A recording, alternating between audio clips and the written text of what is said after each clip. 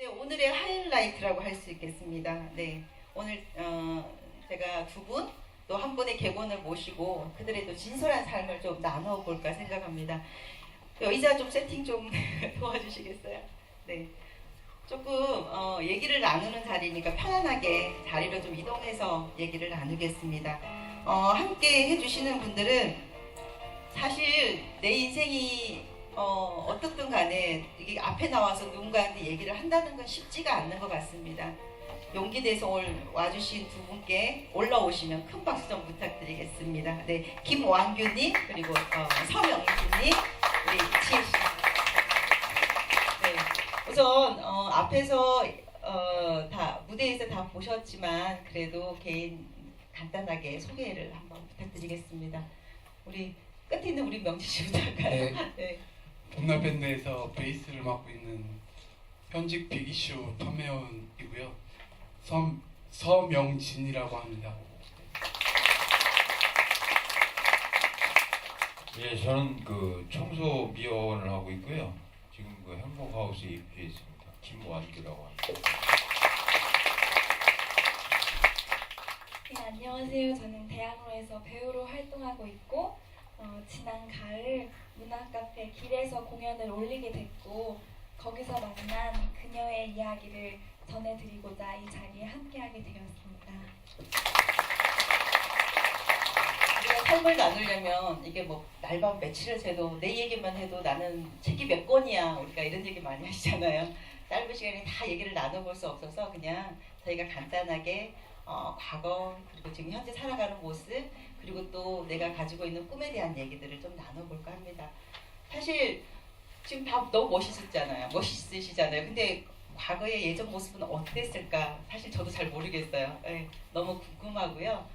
우리 일부에서 우리 1인극을 해주신 우리 김한규 선생님 먼저 과거하고 현재를 과거 얘기만 과거 얘기만. 네네. 예, 그래서 제가 시간이 늘어질 것 같아서 간략하게 과거사를 이렇게 정리해봤습니다. 무슨 큰 업적을 이룬 일도 없고 해서 저는 그 물리치료과를 나오는데 물리치료사를 안 하고 그 영화를 한 13년 정도 조감독 생활을 했습니다. 그리고 영화 일을 안 하고선 이벤트를 또 했습니다. 그러다가 이벤트 연출하고 그러다가 제가 30살 때 기업체 그 친절 서비스 교육을 하게 됐습니다. 그래서 국내 친절 서비스 강사 1세대쯤 될 겁니다. 그래 뭐 비행기 타고 내려가서 뭐 교육도 하고 올라오고 그래서 재밌어서 사람들이 이제 아름아름 해가지고 뭐 S그룹 뭐 이래서 큰 기업체에서도 강의하고 그다음에 그 큰 기업체에서 강의한 그 기록이 있으면은 어지간한 데는 그냥 프로필만 줘도 이제 강의를 하고 그랬습니다. 그게 이제 44살 때까지 그렇게 하다가 이제 뭐 저희 집안에 이제 그 뭐 그런 일이 있어가지고 그때부터 이제 쉼터하고 뭐 이리저리 쫓겨다니고 그랬습니다. 그래서 뭐 사실 이 계통에서는 한 10년 이상을 제가 여기저기서 생활하고 또 고시원에서 생활하고 뭐 그렇게 지냈습니다. 근데 이제 오늘 제가 말씀드리고 싶은 거는 그거야 뭐 제 개인 가족사고 저한테는 사실 그 알코올릭 그러니까 알코올 중독의 문제가 나중에 이제 생겼습니다. 그래서 그 뒤에 한 10년을 그냥 크게 뭐 소위 연대기적으로 이렇게 좀 나눠서 구분지어서 말씀드리면 10년이면은 3년은 술을 마시고 3년은 제가 술을 깨고 한 4년 정도를 뭐 청소하다 그만두고 청소하다 그만두고 해서 국내 청소업종에 한 뭐 30개 이상은 제가 했을 겁니다. 뭐 수술실 청소까지 했습니다. 제가 한 번은 수술실이 한 70개 정도 되는데 이제 방을 잘못 찾아 들어가가지고 수술하는 방으로 들어가는 바람에 환자는 이러고 또 그냥 선생님 이러고 집도하다가 아주 노려보는 눈이 아주 그냥 생생한데 예, 아무튼 뭐 여러 가지 청소를 했습니다. 왜냐하면 술을 먹고 잘리니까는 계속 딴 데로 이동을 하면서 그렇게 됐습니다. 그래가지고 저는 어쨌든 알코올 중독자입니다. 제가 오늘 네. 드리고 싶은 말씀이 그겁니다. 예. 굉장히 재주가 많으신 분이시네요. 아까 일부에서 그 아주 그냥 정말 술을 실감나게 드시는 게 원래는 그렇게 안 먹죠. 네. 그거 아니, 드라마틱하게 먹는 거 그냥 술을 먹다가 천천히 먹는다. 저도 옆에서 술을 한 잔 마시고 싶다라는 마음이 들 만큼 그러셨군요. 죄송합니다. 제 잘못입니다. 네, 우리 서명진님은 어떤 모습이었을까요? 김한규 선생님이 작은 문제로 고통을 받으셨다면 저는 아주 대인 기피증이 아주 깊었던 사람이고요. 이렇게 많은 분들 앞에서 하는 것 자체가 사시나무 떨듯이 아주 힘든 기억이 많았던, 그래서 제 과거의 인생은 서점을 경영을 했었는데요. 저희 부모님하고. 그런데 그 세상이 전부 다인 것 줄 알고 저는 그게 제 인생의 모든 것이라고 그렇게 생각을 하다가 저희가 제 실수로 저희 살림을 말아먹고 저는 대인 기피증이 아주 깊어져서 노숙의 길로 강남 터미널에서 3년을 그렇게 살았거든요. 사는 가운데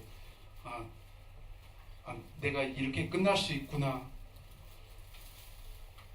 이게 진짜 나라는 존재가 이렇게 없어질 수 있다는 걸 두려움이 생기더라고요.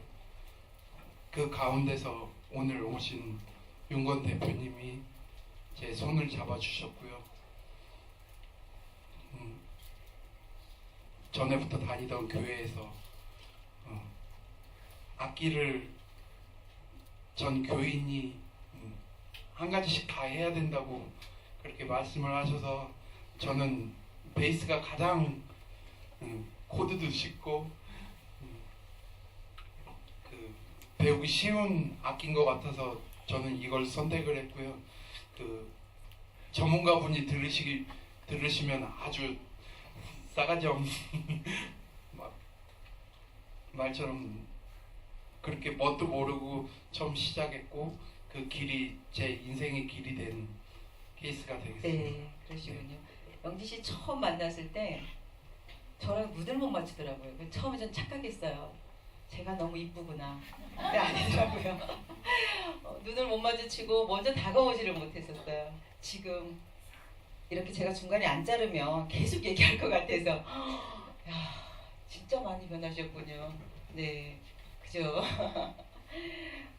저희가 지금 지원주택이라는 것이 또 생소할 수도 있을 것 같아요. 근데 지원주택은 그러니까 일반 그냥 뭐 임대 이런 뭐죠? SHS 임대나 뭐 아니면 또 쉼터나 시설이나 여러 곳에 있는데 그거와 다른 점은 혼자 독립적으로 본인 세대로 살아가긴 해요. 그렇지만 사회생활을 하거나 일상생활을 하거나 특히 또 지금 두 분은 지금 약물도 또 필요한 어떤 상황들도 있으셨거든요. 그런 부분들도 옆에서 도와주는 분이 계시는 그래서 조금 더 사회에 자립해서 나갈 수 있게 도와주는 그런 제도가 지원주택이라는 생각이 들거든요.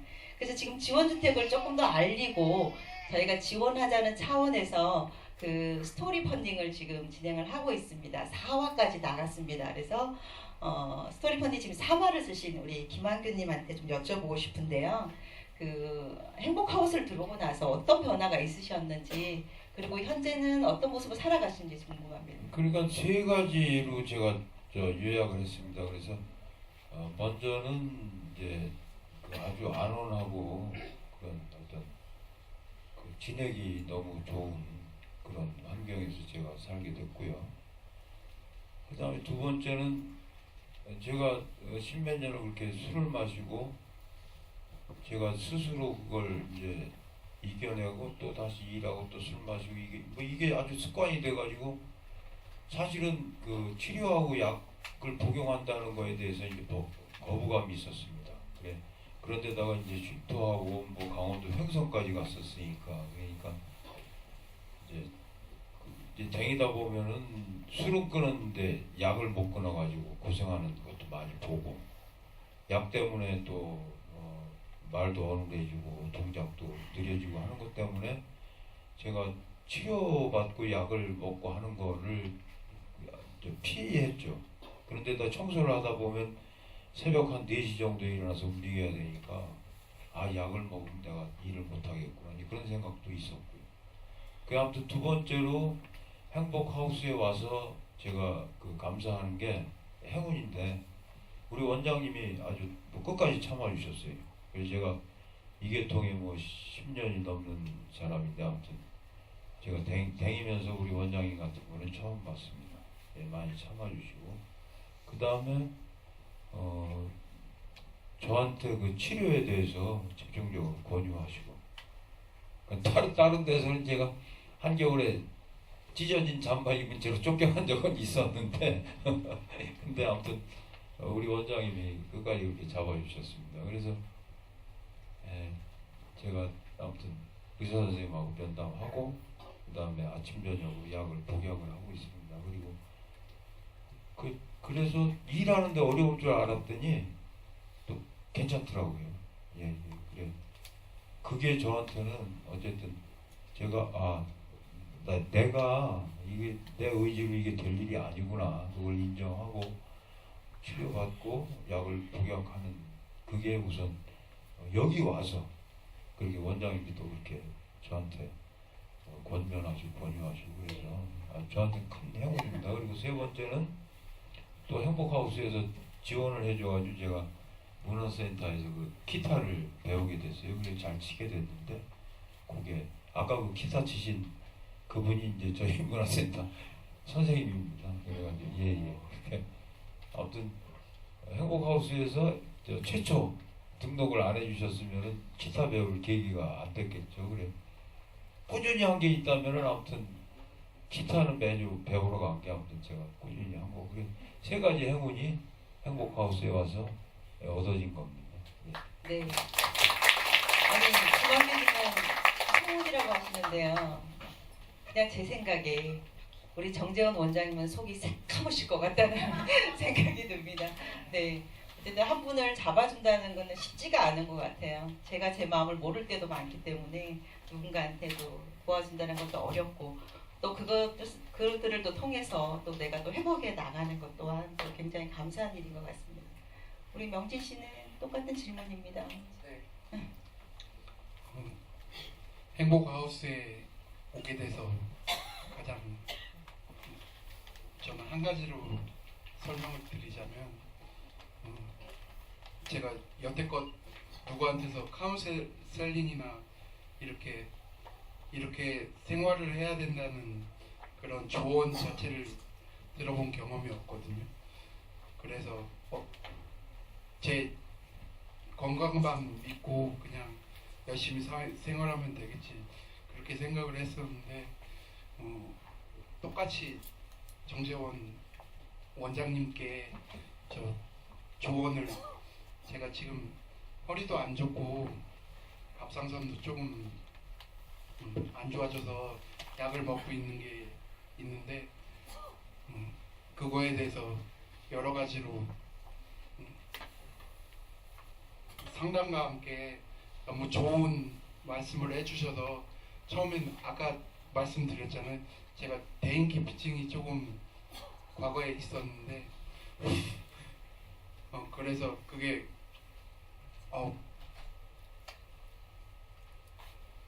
관심 자체를 거부하는 입장이 있었는데 그거를 저희 직접 오셔서 걱정까지 해주시고 음식도 같이 나눠서 먹을 수 있어서 이렇게 지원해 주시는 그런 시스템 자체가 너무 저에게는 큰 기쁨이었고요. 그래서 저희 이런 행복하우스 자체가 많이 늘어났으면, 그래서 어려운 분들이 같이 생활할 수 있으면 하는 바람이 되게 큽니다. 감사합니다. 두 분의 얼굴이 제가 이렇게 어쨌든 몇 년을 이렇게 보면서 점점 좋아지는 반면 우리 원장님은 점점 말라가시더라고요. 피부도 가출해지시고 네, 어쨌든 너무 보기 좋고요. 감사합니다. 두 분 외에 제가 이제 옆에 모신 분 아주 특별한 분이신데, 우리 아까 배우라고 소개를 했었잖아요. 오늘의 주인공 저기에 있는 그림의 그녀의 삶을 우리 지혜 씨가 또 한번 들려드리도록 하겠습니다.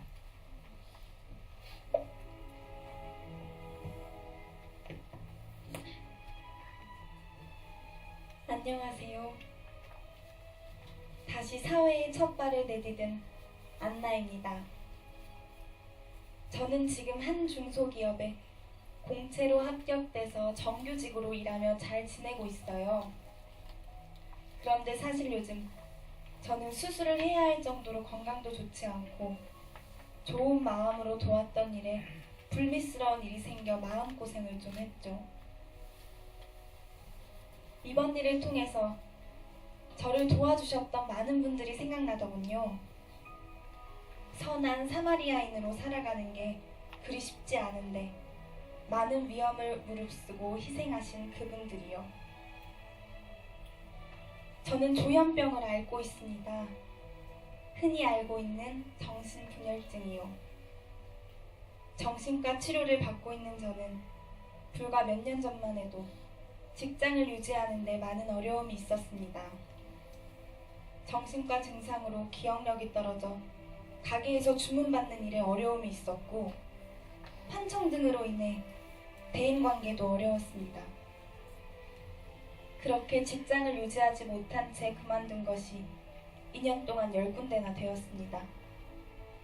이때 몸도 같이 아팠죠. 어려운 가정 형편에 어머니의 부담을 조금이라도 덜어드려야 했기에 쉬어야 할 생각을 하지 못했습니다. 부모님 명의의 집도 있었지만 매달 은행빚을 갚느라 허덕이는 하우스 푸어였습니다. 그나마 있는 집에도 지날 공간은 없어서 갈 곳 없던 저는 한동안 노숙인 쉼터에 들어가 있기도 했습니다. 저는 집과 가족이 없는 전형적인 노숙인이 아니었지만 오히려 그 때문에 복지 사각지대에 놓여 있었습니다.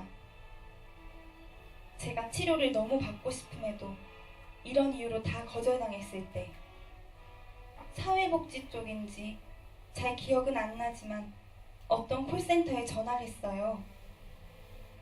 거기서도 거절을 받았지만 마지막엔 다른 곳과는 다른 말씀을 해주셨어요. 무료 진료 의원이 있는데 혹시 모르니 한번 찾아가 보라고 하더군요. 그때 저와 통화하시던 분 누군지 꼭 찾아뵈어 감사의 말씀을 전하고 싶어요. 그곳에서부터 자신의 위험을 무릅쓰고 저의 손을 잡아준 고마운 사람들을 만나기 했거든요. 저의 상황을 이해하고 정신과 무료 진료를 받게 해준 선생님, 자신의 시간과 사비를 내어 여행도 시켜주고 문화공연도 함께 관람하며 가족을 대신해 저에게 진정한 관심과 사랑을 주셨습니다.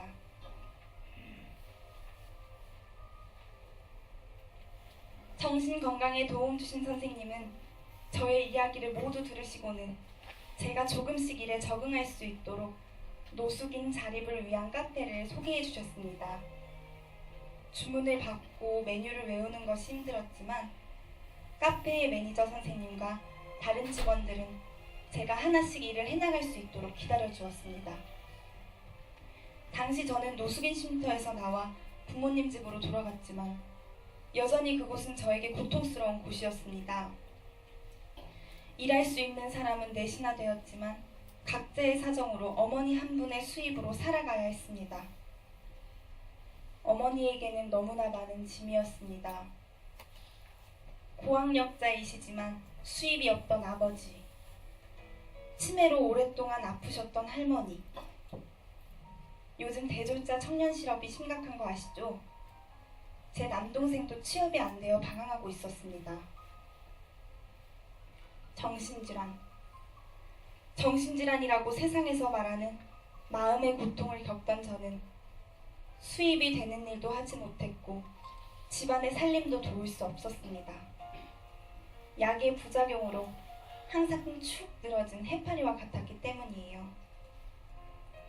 이러한 상황을 모두 알고 있던 선생님들은 제 심신의 건강이 빨리 회복되기 위해서는 가족들에 대한 책임감에서 벗어나야 한다고 생각하셨습니다. 그러기 위해서는 가족들과 떨어져 지낼 독립 공간이 필요했죠. 저도 독립해서 살고 싶은 마음은 있었지만 한편으로는 아직도 아픈 제가 혼자서 월세를 부담하며 살아갈 수 있을까? 불안했고 걱정됐습니다. 그러던 중에 선생님이 이곳 지원주택 행복하우스를 소개시켜 주셨습니다. 어머니와 함께 행복하우스를 방문해서 방을 봤을 때 어머니가 말씀하셨습니다. 단호하게. 나가라. 그게 너한테 좋을 것 같다. 그렇게 해서 여러 서류를 준비하고 면접 후 행복하우스에 들어왔지만 저는 몇 개월 동안 카페에 일 나가는 것 외에 집에서 한 발자국도 나가지 않았습니다.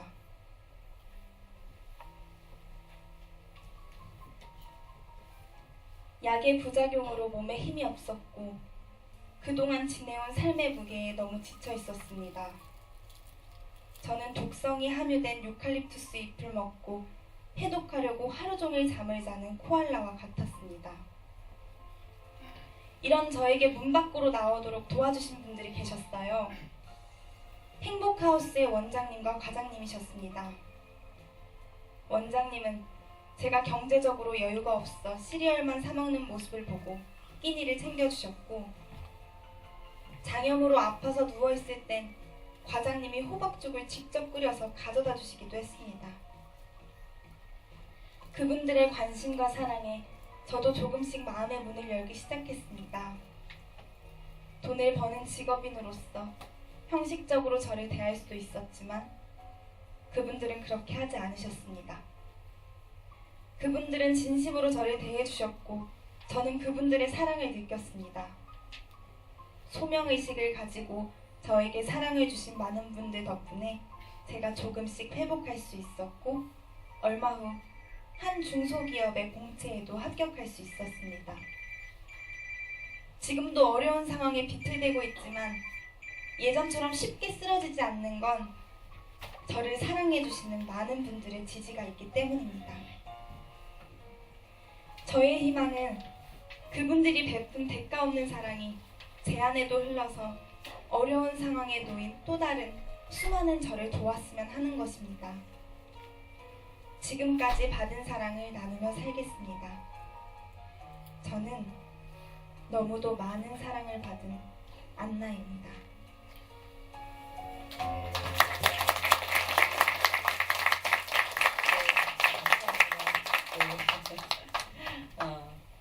읽어주시고 또 짧게나마 또 우리 거리 계신 분들하고 또 함께했던 지혜 씨가 느끼는 점은 어떤 부분인지도 궁금하기도 합니다.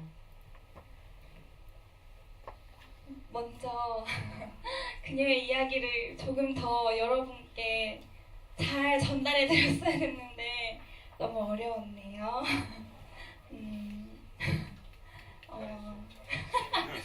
잘했어요.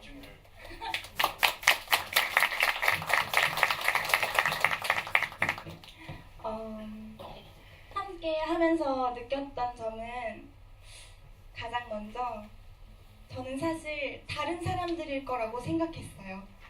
지금 이야기하는 게 신뢰가 될까봐 좀 걱정되지만 그래도 솔직하게 이야기하는데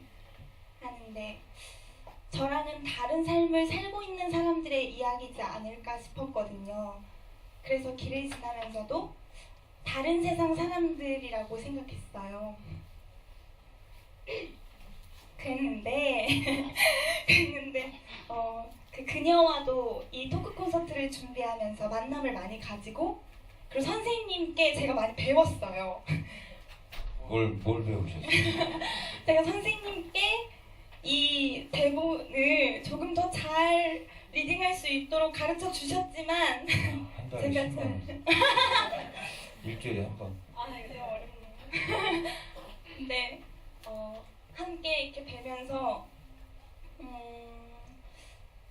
용기 내지 못하는 제 자신이 너무 부끄러웠던 것 같아요.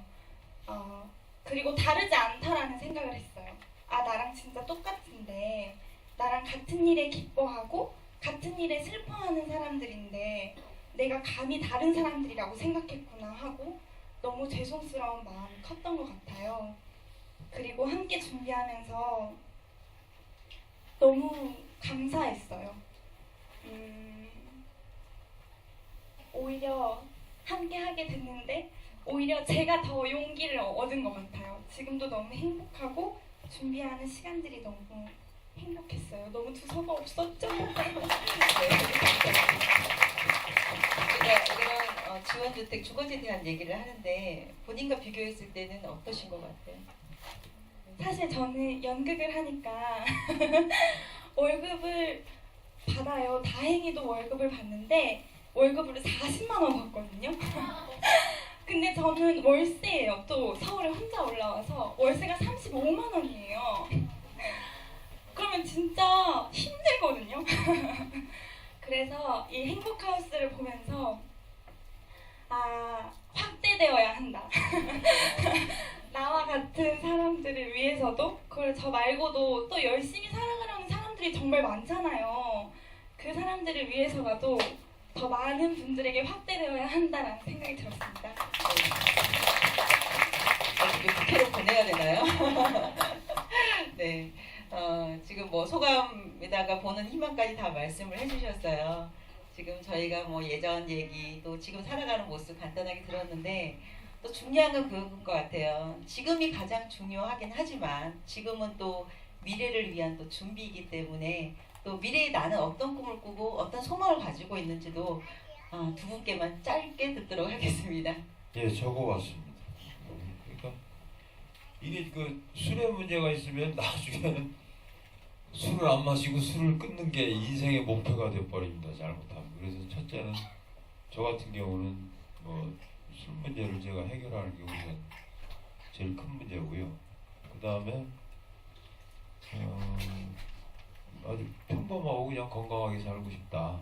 그리고 뭐 시집이든 뭐 글이든 좀 이렇게 써서 책도 좀 한번 만들어 보고 싶고, 예, 본격적인 그런 창작 공부를 해야겠다는 그런 생각을 하고 있습니다. 예, 감사합니다. 제 미래의 희망은 행복하우스를 아주 잘 계약 기간이 종료가 되면 더 미래가 확실하게 열릴 수 있는 제 작은 보금자리를 만들어서 제 아내와 가정을 꾸미고 싶은 소망이 크고요. 그걸 통해서 행복하우스가 널리 알려지고 저희 오늘 노래를 불렀는데 봄날 밴드가 행복하우스의 든든한 후원자가 될 수 있는 그래서 사회에 아주 어려운 희망과 용기를 필요로 하는 분들에게 비빌 수 있는 언덕이 될 수 있고 저희 봄날 밴드가 앞으로 그거에 아주 작은 노력이 될 수 있으면 하는 바람이 아주 큽니다. 네, 감사합니다. 우리 함께 해주신 세 분이 지금 말씀하신 것처럼 새로운 꿈을 또 향해서 또 나아가시고 꼭 이루어지기를 바랍니다. 여러분 큰 박수 부탁드립니다.